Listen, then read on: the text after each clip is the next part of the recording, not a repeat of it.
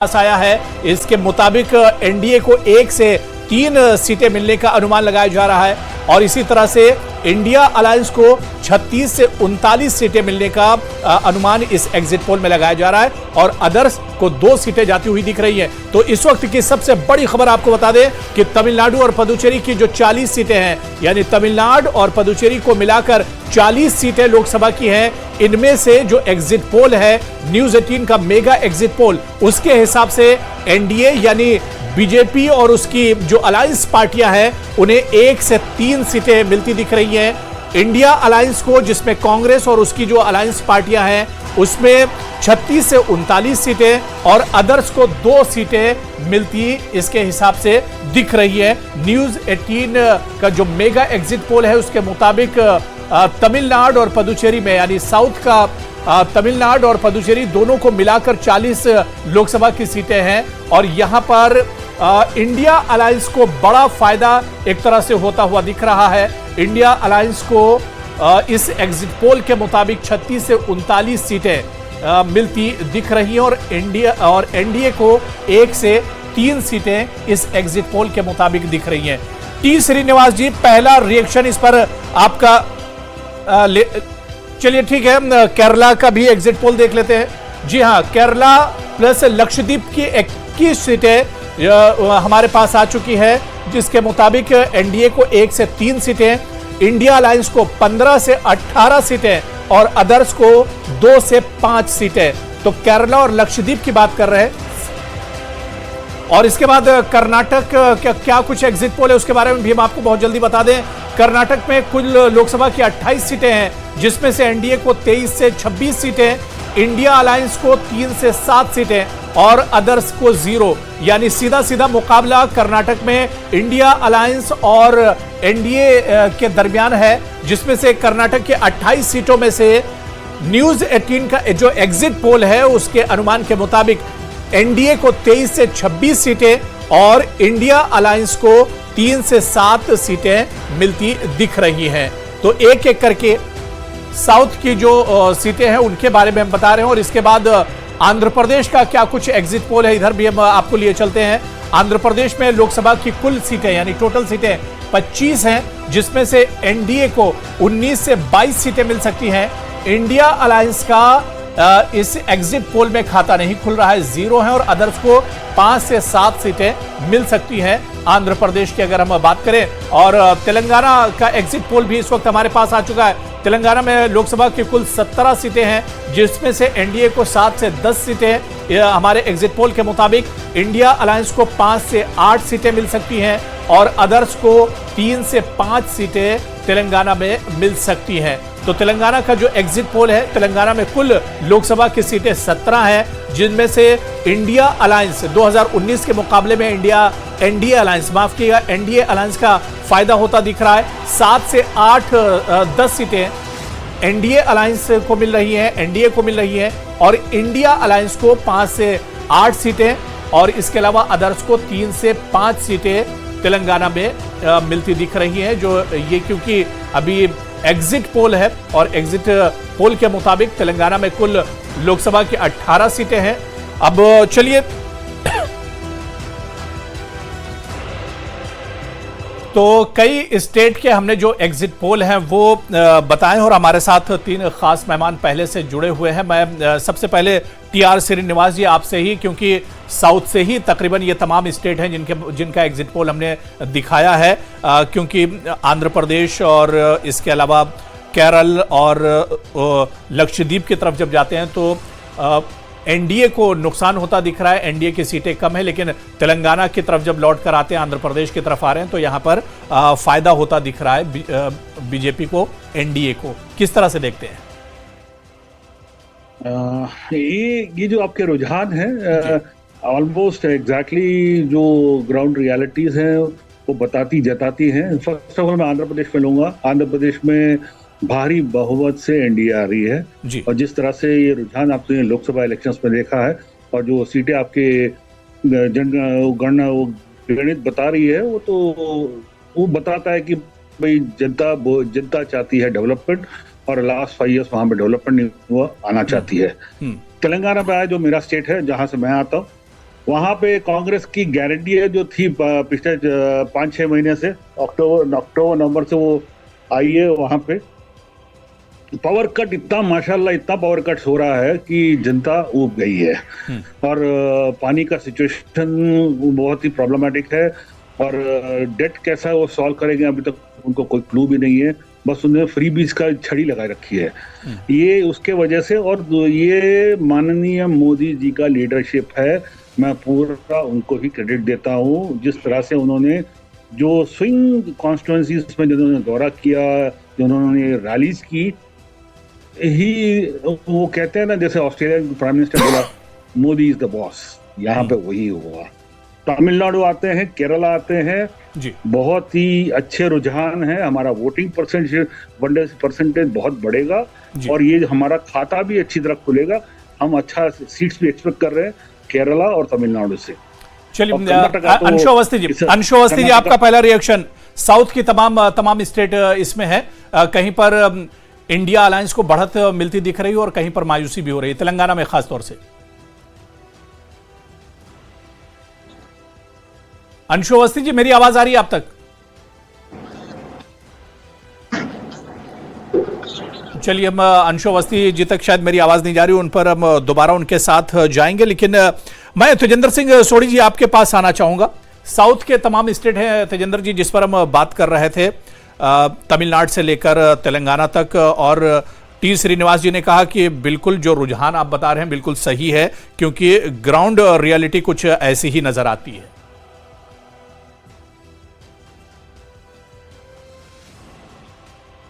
जो हमारा exit poll है, मैंने जैसे पहले बताया, एक साइंटिफिक तरीके से किया गया है और 4 तारीख को बाय एंड लार्ज आपको ये जो नतीजे होंगे वो भी बिल्कुल एग्जैक्ट होंगे। हो रहा है जैसे अभी आप बता रहे थे कि तमिलनाडु और पुदुचेरी के जो रुझान आए हैं, टोटल 40 सीटें हैं वहाँ पर, जिसमें बीजेपी को 1 से 3 सीटों मिलती हुई नजर आ रही हैं जी।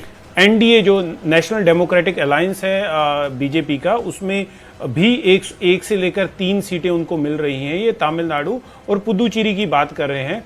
जो इंडियन नेशनल कांग्रेस है उन्हें 8 से 11 सीटें मिल रही हैं तमिलनाडु में, और 1 सीट, क्योंकि पुदुचेरी में 1 ही सीट है और वो 1 सीट जो है वो कांग्रेस के खाते में आती हुई नजर आ रही है। एक बड़ी बात यहां पर है, जो इंडिया ब्लॉक है, जो कांग्रेस और बाकी जितनी भी विपक्षीय अपोजिशन पार्टीज हैं, उन्होंने मिलकर जो एक ब्लॉक बनाया था, उसे 36 से 39 सीट जो है वो तमिलनाडु में मिलती हुई नजर आ रही हैं, और 1 सीट जो है वो पुदुचेरी की। जो अदर्स पार्टी हैं जिनमें कुछ इंडिपेंडेंट भी हो सकते हैं, उसमें 0 से लेकर 2 सीटें उन लोगों को मिलेंगी। जो केरला की अभी हमने बात की, केरला में 20 सीटें हैं, जिसमें बीजेपी को 1 से 3 सीटें मिलती हुई नजर आ रही हैं। एनडीए को भी 1 से 3 सीटें जो बीजेपी का अलायंस है, और कांग्रेस को यहां पर 12 से 15 सीटें मिलती हुई नजर आ रही हैं, और इंडिया ब्लॉक को 15 से 18 और अदर्स को 2 से 5। लक्षद्वीप की जो 1 सीट है वो इंडिया ब्लॉक के खाते में जाती हुई नजर आ रही है। देखिए, हम ये रिपीट करें, एग्जिट पोल है जो हमने एक साइंटिफिक तरीके से किया हुआ है। कर्नाटका की बात करें, कर्नाटका में टोटल 28 सीटें हैं, जिसमें बीजेपी के खाते में वहां पर एक मेजर चंक जाते हुए नजर आ रहा है। 21 से लेकर 24 सीटें, और एनडी के खाते में 23 से 26 सीटें उनको मिलती हुई नजर आ रही हैं। कांग्रेस को 3 से 7 के बीच में ही संतुष्टि करनी पड़ेगी, और जो उनका इंडिया ब्लॉक है उसे भी 3 से 7 के बीच में ही संतुष्टि करनी पड़ेगी। आंध्र प्रदेश की अगर हम बात करें, यहां पर टोटल 25 सीटें हैं, जिसमें से 4 से लेकर 6 सीटें जो हैं वो बीजेपी के खाते में जाती हुई नजर आ रही हैं, और 19 से लेकर 22 सीटें जो हैं वो एनडीए के जो बाकी गठबंधन के जितने भी घटक दल हैं उन्हें उनके खाते में, एनडीए के खाते में जाती हुई नजर आ रही हैं जी। कांग्रेस और इंडिया ब्लॉक का यहां पर खाता खुलता हुआ नजर नहीं आ रहा। ये आंध्र प्रदेश की बात कर रहे हैं, और जो बाकी 5 से लेकर 8 सीटें अदर्स के खाते में, जो बाकी पार्टीज हैं उनके खाते में जाती हुई नजर आ रही हैं। तेलंगाना की अगर बात करें, तेलंगाना में टोटल 17 सीटें हैं, जिसमें से बीजेपी के खाते में 7 से 10 सीटें जाती हुई नजर आ रही हैं, और एनडीए के खाते में ही वही नंबर रहेगा 7 से 10 का। जो कांग्रेस पार्टी है वो यहां पर 5 से 8 सीटें ले सकती है, और इंडिया ब्लॉक जो है वो भी 5 से 8।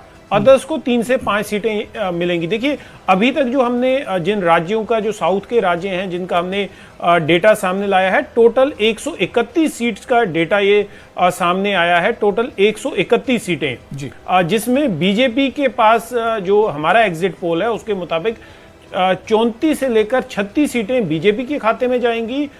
एनडीए का जो बीजेपी के बाकी घटक दल हैं और बीजेपी को मिला के जो टोटल सीटें हैं वो 51 से लेकर 54 तक उनके खाते में जाती हुई नजर आ रही हैं। कांग्रेस को इन 131 सीटों में 31 से लेकर 34 सीटें मिलने की संभावना है और इंडिया ब्लॉक जो है वो 64 से 67 सीटें यहां पर ले सकता है और अदर्स जो हैं उन्हें 14 से लेकर 17 सीटें जो हैं वो यहां पर मिल सकती हैं। ये हमारे एग्जिट पोल की प्रोजेक्शन है जो 131 सीटें जो साउथ के 5 स्टेट्स और 2 यूनियन टेरिटरी के बारे में हमारा एग्जिट पोल है जी। बिल्कुल तेजेंद्र जी, ये जो एग्जिट पोल खासतौर से साउथ का है, बहुत डिटेल में आपने हमारे दर्शकों को इस बारे में बताया। हमारे साथ इस वक्त सीनियर जर्नलिस्ट गोविंद मिश्रा जी भी हमारे साथ जुड़ चुके हैं, उनसे भी इस एग्जिट पोल पर हम बात करेंगे। गोविंद मिश्रा जी, आपका बहुत स्वागत है न्यूज़ 18 जेकेएलएच में। गोविंद जी, पहला जो एग्जिट पोल है न्यूज़ 18 नेटवर्क का मेगा एग्जिट पोल, इसमें जो साउथ की सीटें हैं जिनके बारे में आपने तेजेंद्र सिंह सोढ़ी जी को भी सुना, उन्होंने बहुत डिटेल में बताया है। टोटल 131 सीटों का जो डेटा है वो हमने अपने दर्शकों को बताया है।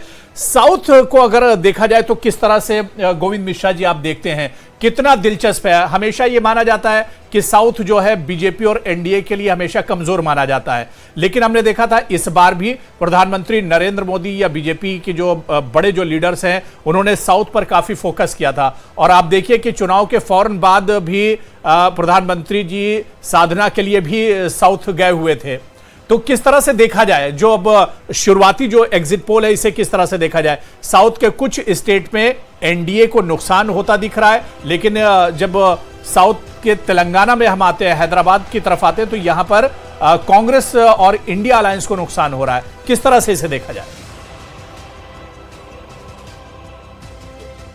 बीजेपी के लिए शुरू से ही साउथ बहुत ही इम्पोर्टेंट था और यहाँ पर बीजेपी ने और खासतौर से पीएम ने भी यहाँ काफी पहले से काफी दौड़भाग की है, काफी यहाँ पर मेहनत की है। बीजेपी का जैसा कि पहले टारगेट था कि उनका ये टारगेट रहा है कि हम कम से कम साउथ से कम हम 50 से 75 के बीच में सीटें जो है वहां से हम लेकर के आए, ताकि अगर उनको नॉर्थ इंडिया से अगर उनको कोई भी सीटों का अगर वहां से उनको कुछ भी कम पड़ती है तो उनका सीटों का जो है वहां से भरपाई उनकी साउथ से हो सके। और यहाँ पर कर्नाटक में जो आपने सीटें दी है या जैसा कि एग्जिट पोल में आया है वो जहाँ तक मुझे लगता है कि बीजेपी की उम्मीद से कम है, लेकिन आंध्रा में तेलंगाना में जो आपने यहाँ पर दिखाया है तो ऐसा लगता है कि जो वहाँ पर बीजेपी ने जो भी वहाँ पर मेहनत की है, जो तोड़ की है और जिस तरह से वहाँ पर इलेक्शन के लिए कैंपेनिंग की है तो उसका ये आंध्र प्रदेश में इंडिया अलायंस का खाता नहीं खुल रहा है एग्जिट पोल के मुताबिक। मिश्रा जी, आंध्र प्रदेश में इंडिया अलायंस का खाता नहीं खुल रहा है।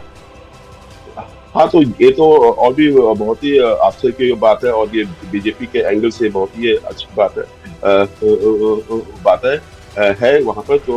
तो ऐसा लगता है कि बीजेपी ने जो साउथ को जो बहुत ही अपने टारगेट पे रखा है, शुरू से ही रखा है वहाँ पर, और तो उस हिसाब से रिजल्ट तो है, लेकिन थोड़ा सा कर्नाटक में जैसी उम्मीद थी वैसी उनके है नहीं। तो ये खैर आने वाले टाइम में दिखेगा कि वहाँ से उनको कर्नाटक से एग्जैक्ट कितनी सीटें मिलती हैं।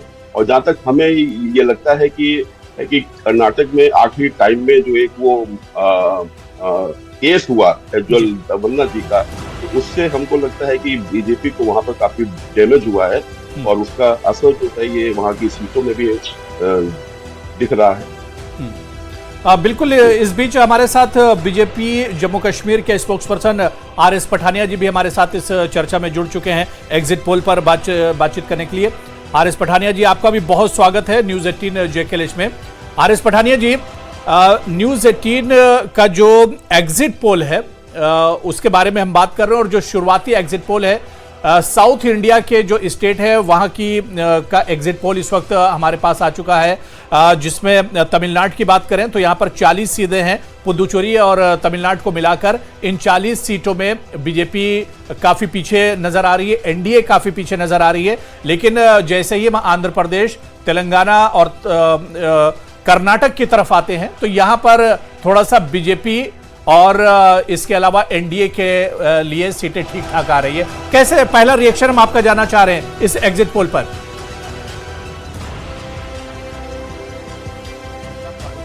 चलिए मैं आरएस पठानिया जी आ रहा हूं। इस वक्त आपको बता दें कि बिहार का एग्जिट पोल भी हमारे पास आ चुका है। 40 में से पहले फेज की 14 सीटों का एग्जिट पोल। जी हां, इस वक्त बिहार में कई फेजेस में पोलिंग हुई थी, जिसमें से फर्स्ट 1 से 3 फेज के जो 40 में से 14 सीटें हैं उनका एग्जिट पोल इस वक्त हमारे पास आ चुका है। एनडीए के पास 10 से 13 सीटें जा सकती हैं, इंडिया अलायंस को 3 से 6 सीटें जा सकती हैं और अदर्स 0। तो 1 से 3 जो चरण थे, 3 फेज जो थे, पहला, दूसरा और तीसरा, इनमें कुल 14 सीटों पर पोलिंग हुई थी। बिहार में लोकसभा की 40 सीटें हैं, जिनमें से 40 में से 14 सीटें हैं जो शुरुआती 3 फेजेस में जिस पर पोलिंग हुई थी, इनमें से इंडिया। और चलिए अब यूपी का एग्जिट पोल भी आ चुका है। 80 सीटों में से 26 सीटों का जो एग्जिट पोल है, 1 से 3 फेज का एग्जिट पोल।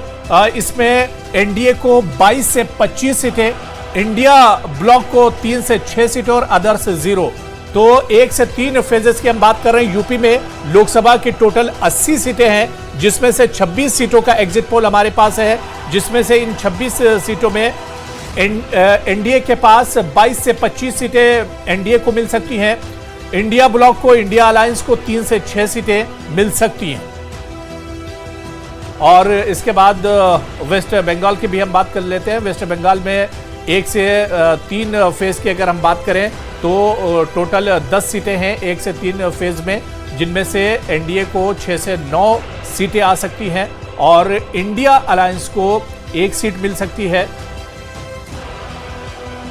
तो वेस्ट बंगाल का आपको बता दें कि 1 से 3 फेज में टोटल 42 सीटें हैं, लेकिन शुरुआती 3 फेज में 10 सीटें हैं और इन 10 सीटों पर आपको बता दें कि एनडीए के खाते में 6 से 9 सीटें जाती हुई दिख रही हैं, इंडिया ब्लॉक को 0 और अदर्स को 3 से 6 सीटें मिलती दिख रही हैं। तो अलग अलग स्टेट का जो एग्जिट पोल है वो अब हमारे पास लगातार पहुंच रहा है। पहले हमने साउथ की बात की थी और उसके बाद बिहार, उत्तर प्रदेश और अब वेस्ट बंगाल के भी 3 फेजेस के शुरुआती जो 3 फेज हुए थे उनमें 10 सीटों पर पोलिंग हुई थी और 42 में से 10 सीटों के एग्जिट पोल की बात करें तो एनडीए को 6 से 9 सीटें मिलती दिख रही हैं। इंडिया ब्लॉक खाता नहीं खोल रहा है शुरुआती 10 सीटों पर और अदर्स के खाते में 3 से 6 सीटें जाती हुई दिख रही हैं। आरएस पठानिया जी, मेरी आवाज आप तक आ रही है? अनम्यूट कर लीजिए ऑडियो जी। आरएस पठानिया जी, मेरा ऑडियो अनम्यूट है साहब, मेरे ख्याल से आप तक आ रहा है मेरा ऑडियो? जी जी जी, अब आपकी आवाज आ रही है। पहला रिएक्शन आपका जानना चाहेंगे आरएस पठानिया जी, चाहे बिहार हो, यूपी हो या शुरुआती जो फेजेस हैं यूपी के और वेस्ट बंगाल के, बिहार के, वहां पर भी एनडीए के लिए ये एग्जिट पोल शानदार एक तरह से दिख रहे हैं। जी, भारतीय जनता पार्टी सबका साथ, सबका विकास और सबका विश्वास और सबका प्रयास के मूल मंत्र के साथ काम करती है, चाहे सत्ता में हो चाहे सत्ता से बाहर। तो एक बात जो एक बहुत बड़ा एक घोषणा जो चलाया जा रहा था मीडिया और सोशल मीडिया के माध्यम से कि जो नॉर्थ और विशेषकर ईस्ट में भारतीय जनता पार्टी को नुकसान होगा, मुझे लगता है एग्जिट पोल्स ने इस एक बहुत बड़े एक मिथ को भी जिसे कहते हैं बस्ट हुआ है एग्जिट पोल से। और दूसरा, कर्नाटक के चुनाव के बाद एक नया एक माहौल बनाया गया था कि भारतीय जनता पार्टी मुक्त साउथ, लेकिन साउथ में भी किस तरीके से भारतीय जनता पार्टी ने अपनी पहुंच, अपने इनरोड्स और विशेषकर भारतीय जनता पार्टी की लोक लुभावनी नीतियां, पॉलिसी और प्रोग्राम, उन्होंने किस तरीके से लोगों के दिलों में अपना घर बनाया है। तो तो आज एग्जिट पोल के नतीजे उसे भी दर्शाते हैं। आप कर्नाटक की बात करें, आंध्रा की बात करें, तेलंगाना की बात करें, और सबसे बड़ी बात है कि आंध्रा जहां इंडी गठबंधन की सरकार है, तेलंगाना जहां इंडी गठबंधन की सरकार है, लेकिन वहां पे उनको पैर जमाने के लिए भी कोई जगह को स्पेस नहीं मिल रही। तो मेरा यह मानना है कि इस देश के जनमानस ने फिर एक बार, जो भारतीय जनता पार्टी का नारा था, फिर एक बार मोदी सरकार, फिर एक बार 300, अब की बार 370 पार, इस नारे ने भारतीय जनमानस के मन में और भारतीय जनता पार्टी ने लोगों के मूल में, जिसे कहते हैं, घर कर लिया, और लोगों ने अपने मन से भारतीय जनता पार्टी को फिर एक बार तीसरा चरण, और नरेंद्र मोदी जी फिर तीसरे टर्म के लिए भारतीय जनता पार्टी की ओर से, बल्कि देश की ओर से फिर शपथ लेंगे। इस देश के विकास के इतिहास में, इस देश के राजनीतिक इतिहास में नए आयाम लिखेंगे। कई रिकॉर्ड्स, कई जिसे कहते हैं कीर्तिमान, चाहे वो आर्थिक विषय पे हो, या आर्थिक के साथ साथ विदेश नीति के विषय में हो, या यहाँ की सौर ऊर्जा, महिला सशक्तिकरण, या दलित, पछड़ा, वंचित, शोषित, किसान, महिला, इन सब के विकास में एक नए आयाम लिखेंगे। मैं बड़ी विनम्रता के साथ और बड़े जिसे कहते हैं एक सर झुका के मैं फिर एक बार इस देश के जनमानस को दंडवत प्रणाम करना चाहूंगा। और मेरा साफ और स्पष्ट संदेश एनडीए 1, एनडीए 2, और जैसा प्रधानमंत्री जी ने कहा था कि एनडीए 3 इन सबसे भिन्न होगा। एनडीए 1 और एनडीए 2 के एक्सपीरियंस के साथ, इसके अनुभव के साथ, इसकी परिपक्वता के साथ, और जिस तरीके से इस विकेट को समझने की कोशिश की गई है एनडीए ने, एनडीए के नेतागण, एनडीए के नेतृत्व ने, मुझे लगता है वो एनडीए 3 अपनी फिर एक बार जिसे कहते हैं मोदी सरकार खुल के जनता का, भारतीय जनमानस की विकास में, भारतीय जनमानस की सेवा में नए कीर्तिमान स्थापित करेगा। ठीक है। मैं गोविंद मिश्रा जी, बिहार और यूपी और वेस्ट बंगाल के शुरुआती जो 3 फेजेस का जो एग्जिट पोल है, क्या कुछ इससे इशारा मिल रहा है?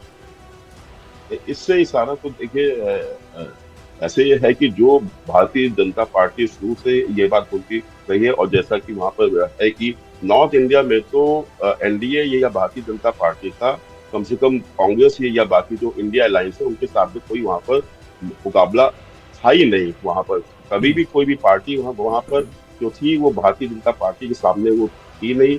यूपी में चाहे वहां पर जो कांग्रेस और जो सपा ने जो वहां पर गठबंधन किया था, ये वहां पर पहली बार नहीं हुआ। पहले भी कांग्रेस और वहां सपा दोनों ही एक साथ हो करके चुनाव वहां पर उन्होंने लड़ा था, लेकिन वो वहां पर टोटली फेल थे।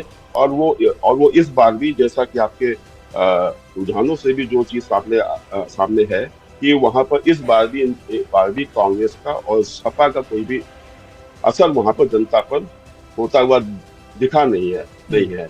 एंड ऐसे ही सेम स्थिति आपकी बिहार की भी है। बिहार में भी भारतीय जनता पार्टी और जो उनके अलायंस है वहां पर, चिराग पासवान जी हैं वहां पर, या और भी जो दल है उनकी, उपेंद्र राय जी हैं वहां पर उन सब लोगों के साथ पर वहां पर लेकर के भारतीय जनता पार्टी ने वहां पर चुनाव जीता। और वहां पर बहुत सारा होवल्ला, ये लालू की पार्टी ने या ये तेजस्वी ने वहां पर किया कि इस बार बिहार में उनको एक भी सीट मिलने वाली नहीं है। लेकिन यहाँ पर जैसा कि आपके जो भी ये नतीजे सामने हैं कि वहां पर भी एनडीए को और या बीजेपी को वहां पर भी उनको भारी बहुमत से वहां पर जीत होती हुई दिख रही है। तो नॉर्थ इंडिया में बीजेपी का जैसा पहले से ही वहां पर जो आधिपत्य था, वो ऐसा लगता है कि वो उनका मेंटेन रहेगा। और वहां से जितनी सीटें की उनको पहले से उम्मीद थी, उससे भी ज्यादा जहां तक हमको लगता है सीटें वहां पर आएंगी। तो वहां पर आपका जो है वो कुछ भी इनका इंडिया अलायंस वालों का कोई भी वहां पर चीजें दिखती नहीं है।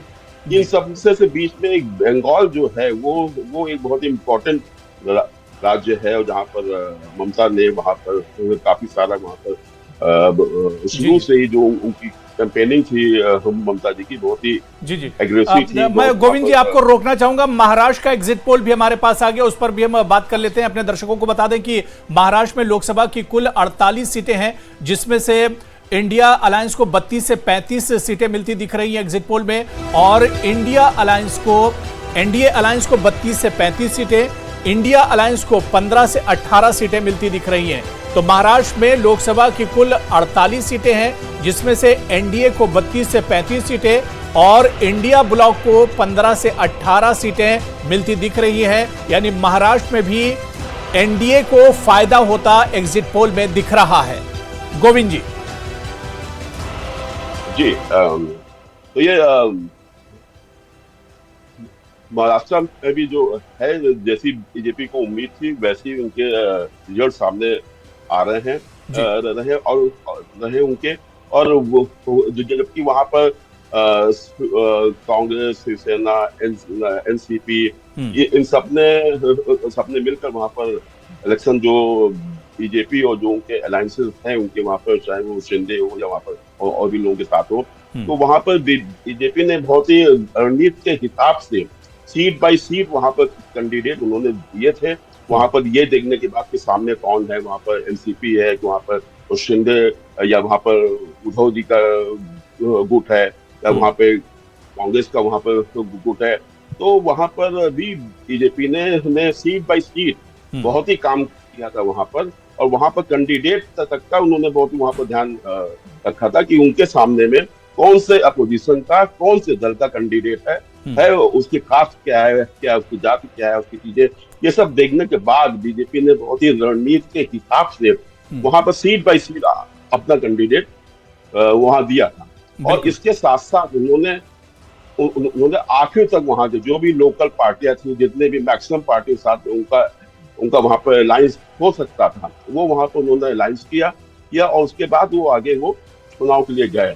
तो जितनी मेहनत बीजेपी ने सीट बाय सीट की थी, आज उसका भी रिजल्ट जो है वहां पर देखने को उनको मिल रहा है कि वहां पर जो आपने बताया है कि 48 आउट ऑफ 48 32 35। बिल्कुल गोविंद जी, इस वक्त गुजरात का एग्जिट पोल भी हमारे पास आ चुका है। गुजरात में लोकसभा की 26 सीटें और 26 सीटों का एग्जिट पोल हमारे पास है, और 26 की 26 सीटें एनडीए को जाती दिख रही है। एनडीए गुजरात में क्लीन स्वीप कर रहा है। जी हाँ, न्यूज 18 का एग्जिट पोल इस वक्त बता रहा है कि गुजरात में एनडीए क्लीन स्वीप कर रहा है। 26 में 26 सीटें एनडीए को जाती दिख रही है। इस वक्त की बड़ी खबर आपको बता दें, न्यूज 18 का मेगा एग्जिट पोल, गुजरात में क्लीन स्वीप कर रहा है एनडीए। और इस वक्त गोवा का एग्जिट पोल, जहां पर लोकसभा की 2 सीटें हैं और इन 2 सीटों में एक सीट एक एनडीए को और एक इंडिया ब्लॉक को जाती दिख रही है। यानी गोवा की 2 सीटों में एक सीट पर, एक पर एनडीए के खाते में जाती दिख रही है और दूसरी इंडिया ब्लॉक के खाते में जाती दिख रही है। और चलिए, राजस्थान का भी एग्जिट पोल हमारे पास है।